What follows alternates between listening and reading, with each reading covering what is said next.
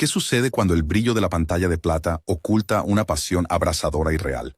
Detrás de cada imagen pulida de la vieja Hollywood yacían susurros que podían derrumbar fortunas y reescribir códigos morales. Esta noche, corremos el velo de 20 asuntos prohibidos que transformaron para siempre el mapa de poder de la industria y la conciencia pública. Dale a me gusta, deja un comentario con el escándalo que nunca viste venir. Y vamos a sumergirnos. Mary Pickford y Douglas Fairbanks. Cuando la novia de América conoció al rey aventurero del cine mudo, ambos estaban casados con otras personas, y ambos eran prisioneros de las cláusulas de moralidad del estudio. Su romance comenzó en paseos por el jardín secreto de Pickfair, la finca en Hollywood Hills que Mary compró en 1917 como un retiro de negocios. Telegramas codificados con citas de Shakespeare volaron por continentes durante las giras promocionales. Para 1920 habían presentado divorcios complicados que hicieron que las revistas de fanáticos gritaran ¡traición! Sin embargo, su unión creó algo revolucionario. Artistas unidos. De repente, las estrellas poseían sus negativos y distribución, eludiendo a magnates como Sucor y Lemmel. La primera locura paparazzi de Hollywood nació fuera de los tribunales, mientras que grupos religiosos condenaban la caída de Mary de la virtud. En un salto audaz, los amantes demostraron que el control creativo era posible, y todas las estrellas han seguido su modelo desde entonces. La mercancía de Pickford Fairbanks, desde muñecas hasta tarjetas de cigarrillos, encendió la primera economía de fandom moderno. Los estudios respondieron escribiendo cláusulas de moralidad más estrictas, pero la audiencia había probado el romance real y exigía más autenticidad. Las giras europeas de la pareja convirtieron a los actores de cine en realeza global, allanando el camino para la diplomacia actual de la alfombra roja.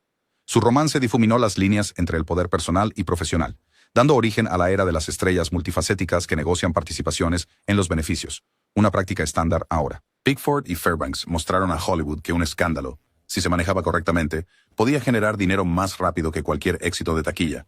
Clark Gable y Loretta Young. En un set congelado de Washington, en 1935, el rudo Clark Gable calentó a su coprotagonista, Loretta Young, en su tráiler.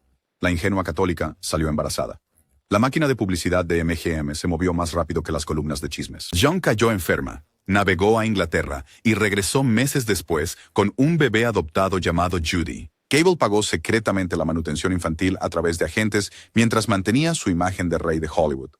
Los jefes de estudio temían que si el público se enteraba de que su mayor estrella había seducido a una actriz soltera, las juntas de censura golpearían cada futuro lanzamiento de Gable.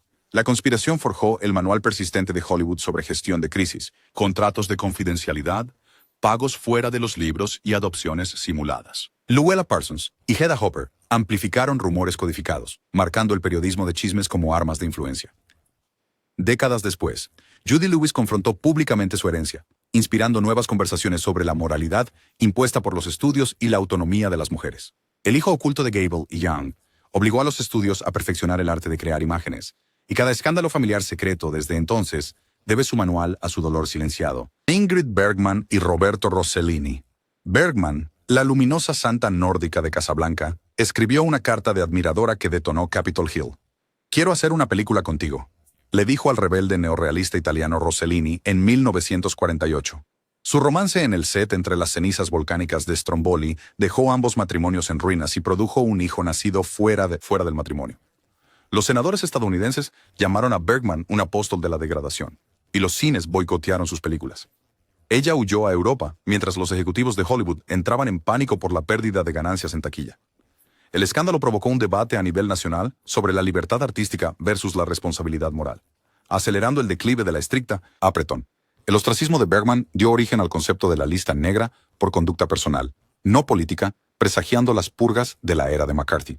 Sin embargo, su triunfante regreso a los premios Oscar con Anastasia en 1957 demostró que el público podía perdonar e incluso celebrar narrativas femeninas complejas. La aventura amplió la narrativa de Hollywood, creando espacio para heroínas imperfectas y coproducciones internacionales que dominan el cine de prestigio hoy en día. Elizabeth Taylor y Eddie Fisher. Cuando el esposo de Elizabeth Taylor, Mike Todd, murió en un accidente de avión, el mejor amigo Eddie Fisher llegó con pañuelos y nunca se fue. Su aventura arruinó el matrimonio de Fisher con la eterna chica de al lado, Debbie Reynolds. La indignación pública fue sísmica. NBC canceló el programa de variedades de Fisher, y a Taylor se le etiquetó como una destructora de hogares. Sin embargo, el furor llevó a la 20th Century Fox a arriesgarse con Cleopatra, apostando a que la notoriedad de Taylor vendería entradas a pesar de los costos crecientes. El escándalo de Taylor Fisher dio lugar a Cultura moderna de tabloides. Cobertura a las 24 horas. Emboscadas fotográficas y exclusivas, susurradas vendidas por sumas de 5 cifras. Los estudios se dieron cuenta de que un titular podía promocionar películas mejor que cualquier póster, inaugurando la era del spin de relaciones públicas de celebridades. Los romances posteriores de Taylor se convirtieron en promoción de taquilla serializada, mientras que la narrativa simpática de Reynolds lanzó la era de las entrevistas televisadas de revelaciones. Hollywood aprendió que la indignación, cuidadosamente empaquetada, podía ser su mercancía más rentable. Katharine Hepburn y Spencer Tracy. Su amor comenzó en el set de 1942 de Mujer del Año. Sin embargo, Tracy, un ícono católico irlandés, se negó a divorciarse de su esposa Louise.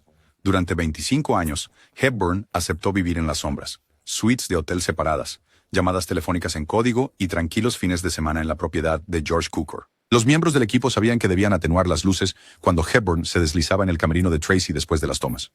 Los estudios los protegían porque su química en pantalla generaba millones, pero los sacerdotes de la parroquia amenazaban con boicotear si el adulterio se hacía público. El romance clandestino modelaba la apertura sancionada por el estudio, secreto, enseñando a Hollywood a equilibrar fachadas morales con una realidad rentable.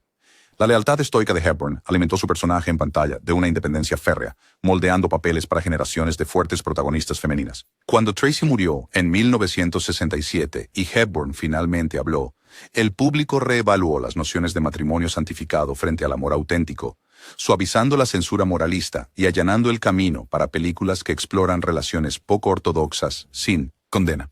Charlie Chaplin y Joan Barry.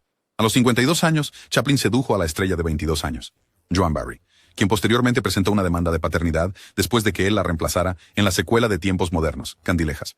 A pesar de que las pruebas de sangre excluían a Chaplin, pruebas que California se negó a aceptar, el tribunal lo obligó a pagar manutención infantil. El director de la FBI, J. Edgar Hoover, utilizó el escándalo como arma, etiquetando a Chaplin como una amenaza moral comunista y revocando su visa de reingreso en 1952. El juicio generó nuevos titulares. Las frases prueba de sangre y demanda de paternidad se convirtieron en expresiones comunes, incorporando la ciencia forense en la curiosidad pública. Más críticamente, ilustró cómo las fuerzas políticas podían secuestrar escándalos personales para desterrar el talento, presagiando las batallas de la cultura de la cancelación actuales. En el exilio, Chaplin creó Un Rey en Nueva York, una sátira que inspiró a cineastas de todo el mundo a criticar a la autoridad a través del arte. Hollywood, aterrorizado por la supervisión federal, cláusulas de moralidad más estrictas, mientras que los tabloides se dieron cuenta de que las salas de justicia eran teatros tan rentables como cualquier estudio. Errol Flynn y Beverly Adlan. A finales de la década de 1950, el espadachín Errol Flynn estaba envejeciendo, arruinado, y bebiendo mucho cuando comenzó a acompañar a la bailarina de 15 años, Beverly Adlan, a los clubes nocturnos. Flynn falsificó documentos para darle un papel en demasiado pronto. Los columnistas de chismes olieron sangre.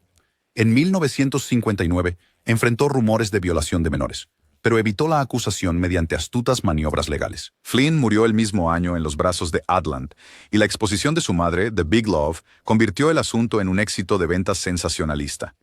El escándalo de Flynn llevó a los legisladores de California a proponer leyes más estrictas de protección infantil en los sets de filmación, un precursor de las protecciones Coogan actuales. Los estudios reescribieron las cláusulas de seguros para examinar la vida personal de los actores. Conducta. Reconociendo que el comportamiento fuera de cámara podría llevar a la bancarrota a una producción de la noche a la mañana.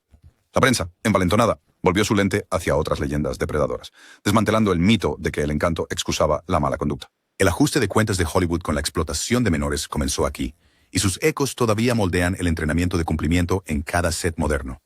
Lana Turner y Johnny Stompanato. Envuelta en visón y rumor, Lana Turner era el fénix de platino de MGM, siempre resurgiendo de la angustia.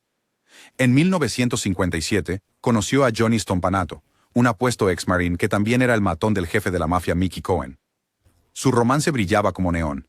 Escapadas al Caribe, joyas compradas con dinero de apuestas y moretones ocultos bajo la alta costura. Los vecinos de Beverly Hills de Turner se quejaron de gritos a medianoche y cristales rotos. El 4 de abril de 1958, Stompanato irrumpió en el dormitorio de Turner, amenazando a su hija adolescente, Cheryl Crane. Asustada y temblando, Cheryl hundió un cuchillo de cocina en su pecho. Al amanecer, los periodistas pisoteaban los rosales de Turner, buscando fotografías de la alfombra salpicada de sangre. La investigación del forense, transmitida en vivo, desdibujó la línea entre el tribunal y el escenario. La simpatía del público por Turner rescató su carrera en decadencia. Imitación de la vida se convirtió en un éxito de taquilla, mientras las audiencias abarrotaban los cines para apoyar a Lana. Las aseguradoras de Hollywood añadieron de mes cláusulas de violencia doméstica, y los estudios comenzaron a contratar ex policías como guardaespaldas de estrellas. El escándalo también obligó a la Asociación Cinematográfica a reconocer el alcance del crimen organizado en la vida nocturna de Hollywood, lo que provocó la vigilancia del FBI sobre las agencias de talentos. La tragedia de Turner reescribió los límites del drama aceptable y demostró que las lágrimas de una mujer en el estrado podían eclipsar incluso el Technicolor. Marilyn Monroe y el presidente John F. Kennedy, 19 de mayo de 1962. Bajo un solo foco en el Madison Square Garden, Marilyn Monroe ronroneó: «Feliz cumpleaños, señor presidente», vestida con un vestido cosido directamente a su piel. Detrás de ese saludo susurrante se ocultaba más que coqueteo. Los registros del servicio secreto revelan visitas nocturnas a apartamentos en la Quinta Avenida y escondites en Palm Springs, mientras los terapeutas de Monroe registraban su miedo a convertirse en una mujer inconveniente. Los asesores políticos entraron en pánico. Un romance expuesto podría dar a la Unión Soviética ventaja de chantaje durante la crisis de los misiles en Cuba. Después de la muerte de Monroe en agosto, los detectives de Los Ángeles encontraron un número de teléfono no registrado garabateado BOBK junto a pastillas para dormir. Las consecuencias dieron lugar a cortafuegos permanentes entre Washington y Hollywood. Los ejecutivos de estudio instruyeron a las estrellas a no hacer campañas sin puntos de conversación aprobados, mientras que los presidentes dejaron de invitar a las divas del cine a suites privadas. Los paparazzi se apostaron en la Casa Blanca, inventando el moderno escándalo sexual político que más tarde atrapó a Gary Hart y Bill Clinton. La tragedia de Monroe enseñó a Hollywood que la proximidad al poder podía ser letal, y enseñó a los políticos que cada encuentro a la luz de las velas podría terminar en la primera página de mañana. Ava Gardner y Frank Sinatra. Ava Gardner creció descalza en los campos de tabaco de Carolina del Norte. Frank Sinatra vino de las sombras de acero de Hoboken. Para 1950, chocaron como galaxias. Sinatra, aún casado con Nancy, seguía a Gardner por las plazas de toros de Madrid y las sabanas de Kenia, pidiendo perdón cada vez que perdía los estribos. El Vaticano condenó su unión. La columnista de chismes, Hedda Hopper, llamó a Gardner la destructora de hogares más hermosa de Hollywood. Cuando Sinatra intentó suicidarse en la desesperada Las Vegas tras una ruptura, las luces de neón se atenuaron en señal de respeto. Gardner le aseguró un papel en De aquí a la eternidad, amenazando a Harry Cohn de Columbia con retirarse ella misma. El Oscar de Sinatra reconstruyó su carrera de la noche a la mañana. Su volátil romance hizo que la masculinidad del método de actuación se volviera de moda. Héroes dañados con corazones heridos reemplazaron a los hombres líderes impecables. Las discográficas aprendieron que los escándalos personales podían aumentar las ventas de álbumes. Las baladas de Sinatra subieron en las listas, mientras los titulares gritaban. Las peleas de la pareja inspiraron a los estudios a invertir en publicistas de tiempo completo, precursores de las actuales firmas de relaciones públicas de crisis. Gardner y Sinatra demostraron que la vulnerabilidad cruda vendía entradas y que el desamor de una celebridad podía transformar la identidad artística en lugar de destruirla. Rita Hayworth y el príncipe Ali Khan. En 1949, Rita Hayworth, la diosa pelirroja de Columbia, cambió los sets de estudio por palacios europeos tras enamorarse del príncipe Ali Khan, heredero de una de las dinastías más influyentes del Islam. Los columnistas estadounidenses se quedaron boquiabiertos. ¿Una pin-up divorciada 2 veces entrando en círculos reales? Los recién casados montaban sementales árabes en la Riviera, pero Hayworth pronto se sintió asfixiada por el protocolo. Para el segundo año, huyó a Reno, citando crueldad mental. Las batallas por la custodia de su hija, la princesa Jasmine, se extendieron desde los tribunales de Karachi hasta los tabloides de California. La dramedia transcontinental de Hayworth introdujo a Hollywood al concepto de poder blando global. Columbia Pictures aprovechó su título real para prevender películas en el extranjero, creando estrategias de distribución internacional que dominan el cálculo moderno de taquilla. Mientras tanto, los funcionarios de inmigración de Estados Unidos reescribieron las directrices de visados de cónyuges tras la presión política de los abogados de Khan. El asunto también reformuló las personalidades de las estrellas. Las actrices podían ser tanto glamour como intriga geopolítica, allanando el camino para el cuento de hadas de Grace Kelly y los cruces de realeza de influencers de hoy. Gloria Swanson y Joseph P. Kennedy, la titán del cine mudo. Gloria Swanson conoció al magnate Joe Kennedy en 1927, cuando su lujosa película Queen Kelly estaba gastando dinero excesivamente. Kennedy prometió un apoyo financiero, junto con escapadas de fin de semana en áticos alquilados de Manhattan. Produjo el debut sonoro de Swanson y canalizó las ganancias para construir RKO Pictures. Cuando los rumores sobre su romance amenazaron sus aspiraciones políticas, Kennedy retiró la financiación de la noche a la mañana, dejando a Swanson con deudas y una épica inacabada. Su ruptura subrayó el control de Wall Street sobre las fábricas de sueños.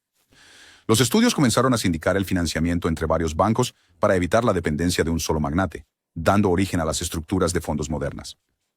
El colapso financiero de Swanson dramatizó el peligro de mezclar el romance en Capital de Riesgo, una advertencia que se enseña en cada clase de producción de Hollywood. La maniobra de Kennedy politizó aún más el dinero de los estudios, presagiando audiencias congresionales sobre antimonopolio y propiedad extranjera. La línea entre la intimidad y la sala de juntas nunca se había sentido más definida. Joan Crawford y Clark Gable. Desde Possessed, de 1931 en adelante, la reina y el rey reinantes de MGM encontraban cualquier excusa para repeticiones que requerían abrazos apasionados. Louis B. Mayer, temiendo demandas de divorcio, ordenó que el romance se ocultara. Bungalows separados, citas dobles planificadas y contratos que les prohibían compartir giras de prensa europeas. Crawford cosió un dije de elefante de oro dentro de la chaqueta de Gable para darle suerte. Su esposa lo descubrió, provocando años de estrenos fríos. Su química convirtió cada película compartida en oro de taquilla, pero la tensión en los sets adyacentes supuestamente retrasó las producciones durante semanas.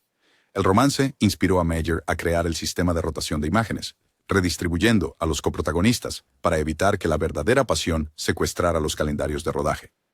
La fascinación pública con la dinámica de si Crawford y Gable lo harán o no endureció el ciclo publicitario de Hollywood de fotos de adelanto, desmentidos y reuniones estratégicas que se usa hoy en día para las franquicias de superhéroes. Su amor frustrado también subrayó las disparidades de clase dentro de la jerarquía del estudio, alimentando campañas del sindicato de actores de cine por cláusulas más fuertes de tiempo personal.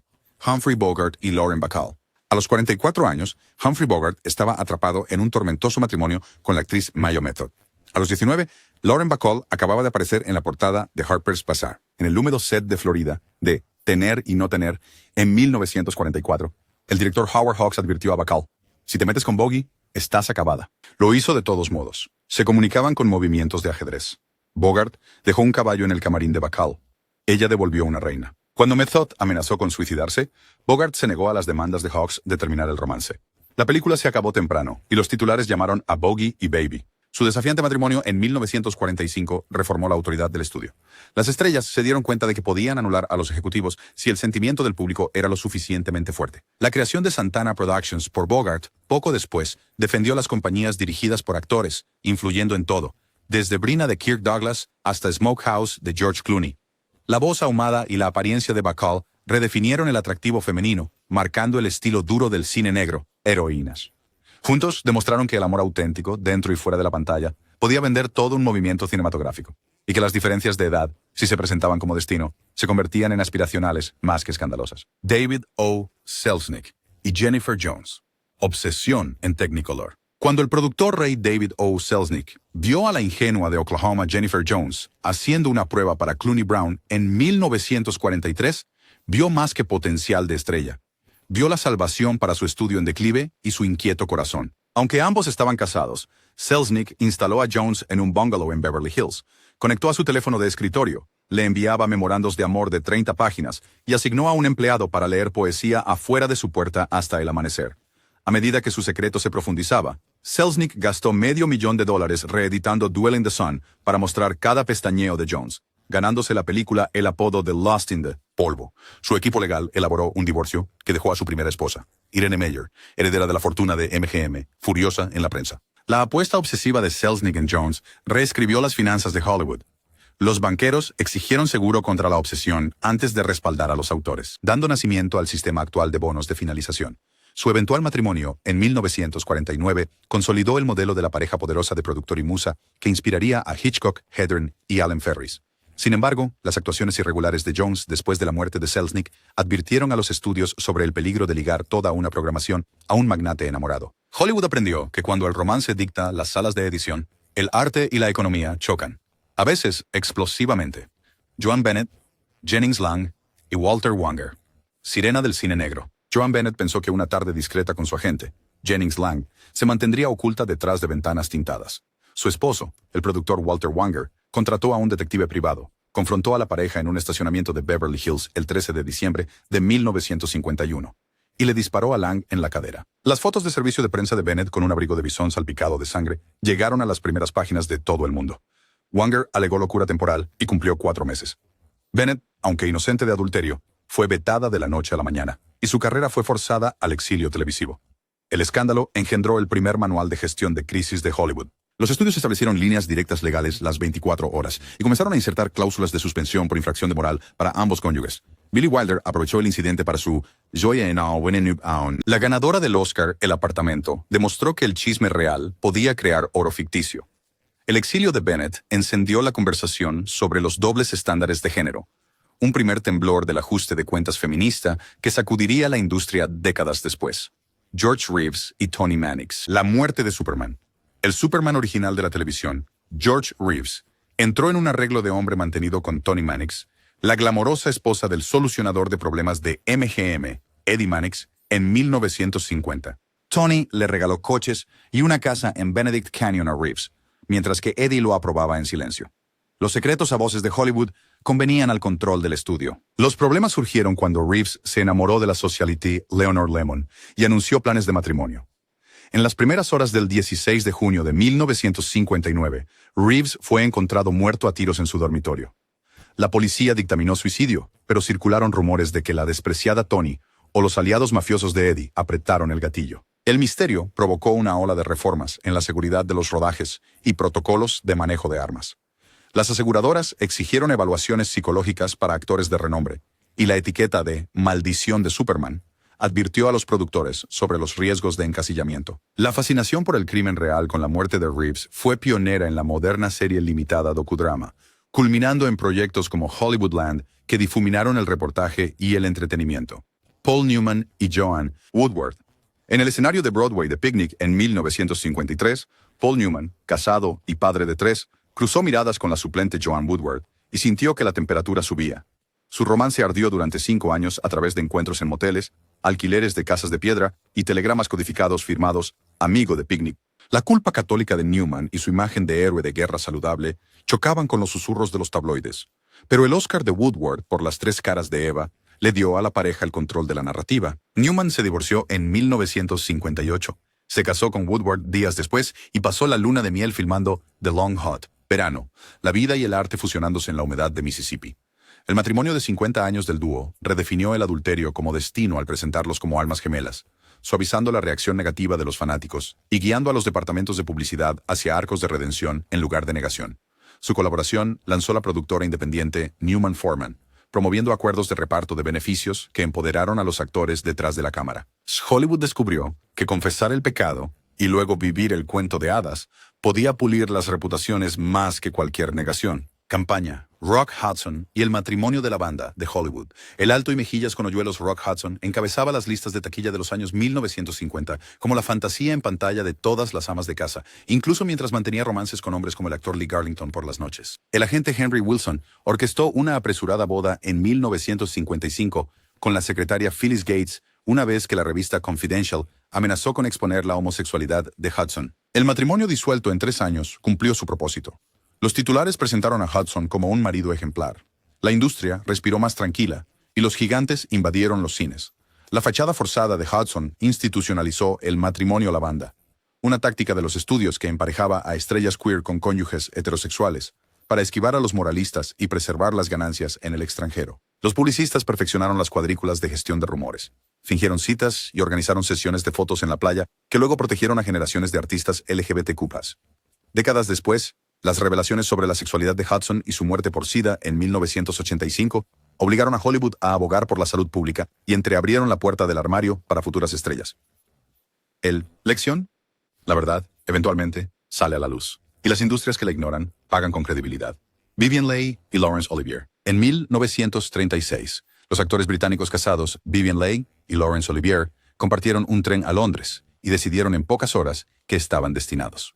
Su aventura ardió en bastidores, castillos franceses y apartamentos en el West End, mientras las bombas de la guerra retumbaban. Ventanas. Los magnates de Hollywood vieron una ventaja estratégica. Poner a los amantes ilícitos uno frente al otro garantizaba una química explosiva. Samuel Goldwyn financió Cumbres Borrascosas, y Selznick eligió a Leigh en Lo que el viento se llevó después de que Olivier alardeara de su nivel Scarlett. Pasión. Los divorcios en 1940 permitieron una boda en Santa Bárbara, pero los altibajos bipolares de Leigh y los celos de Olivier convirtieron su mansión, Notley Abbey, en un teatro gótico. Su tempestad convenció a los estudios para asegurar las producciones contra peligros emocionales, e inspiró a los directores del método a cortejar a parejas reales para aumentar realismo, ecos sentidos en la elección de Burt y Taylor 2 décadas después. La cobertura de prensa de sus batallas dio origen al corresponsal de celebridades internacional, incorporando paparazzi en vuelos transatlánticos. Cuando el matrimonio se derrumbó en 1960, Hollywood aprendió que la química vende entradas, pero también que confundir el papel con la realidad puede devorar ambos. El viejo Hollywood brillaba bajo las lámparas de arco, pero estaba alimentado por secretos susurrados en cabinas telefónicas con cortinas y telegramas codificados. Estas 20 aventuras ocultas no solo avivaron el chisme, reestructuraron contratos, dieron lugar a crisis de relaciones públicas, remodelaron la censura e incluso reescribieron las propias historias que la industria se atrevió a filmar. Cada mirada robada trazaba nuevas líneas de poder a través de los estudios y periódicos de escándalos por igual. Si te quedaste boquiabierto, dale me gusta, comparte la sorpresa con un amigo y suscríbete para más historias que la historia trató de enterrar.